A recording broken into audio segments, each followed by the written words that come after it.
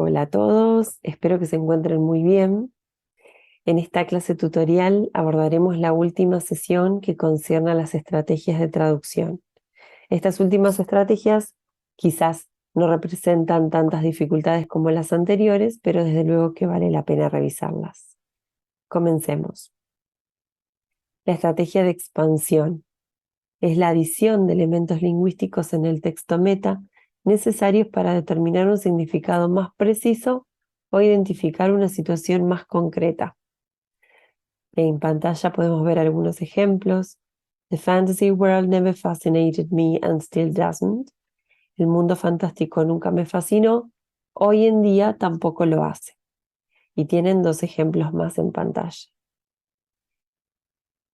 Para analizar en contexto y para entender un poquito más cómo aplicar esta estrategia de expansión en la obra que estamos trabajando actualmente, podemos ver en pantalla un ejemplo de 2 in 5, 2 de cada 5, en donde se adicionan elementos lingüísticos.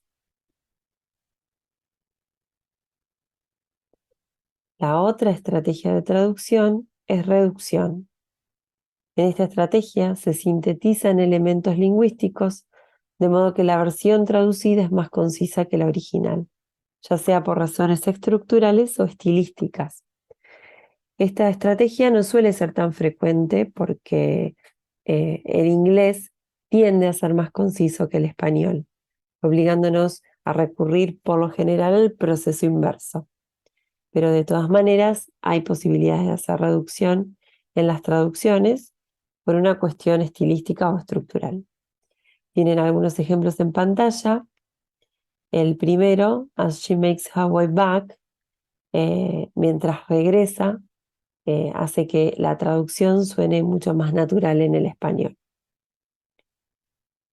Como ejemplo de la obra que estamos trabajando, podemos ver que en la expresión every now and then podemos aplicar la estrategia de reducción y traducirlo como cada tanto. La última estrategia que vamos a abordar es la estrategia de explicitación. En términos generales, el traductor puede en ocasiones encontrar pertinente explicitar la información si considera que el texto de llegada es confuso o puede conducir a una interpretación errónea porque en la traducción se pierde algún rasgo relevante del original. También puede darse el caso de elementos culturales conocidos por los lectores originales, pero que deben explicitarse cuando el texto se traslada a otro contexto cultural. Ahí tienen en pantalla algunos ejemplos. They rode over La Guardia.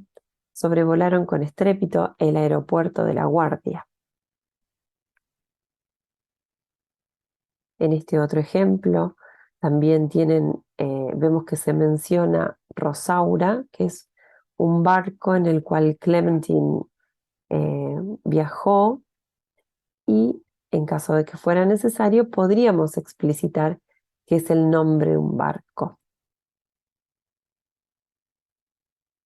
Bueno, hasta aquí las últimas 3 estrategias. Recuerden que en el manual práctico de estrategias de traducción tienen más ejemplos que los van a ayudar a identificarlos. Y bueno, como ven, son estrategias sencillas y cortas que utilizamos todo el tiempo. Y lo interesante es que podamos identificar y elegir cuál usar. Porque recordemos que nosotros utilizamos todas las estrategias que vimos durante el año en función de la problemática en que encontramos. Entonces, el proceso que hicimos fue ver cuál fue el proceso traductor, analizar el texto, documentarnos correctamente, identificar las problemáticas y en base a eso, cuando nos pongamos a traducir, buscar cuál de todas esas estrategias se ajusta más al texto que queremos traducir y a los problemas que se nos presentan en él. Bueno, espero que esta clase les haya servido para expandir sus conocimientos sobre las estrategias de traducción.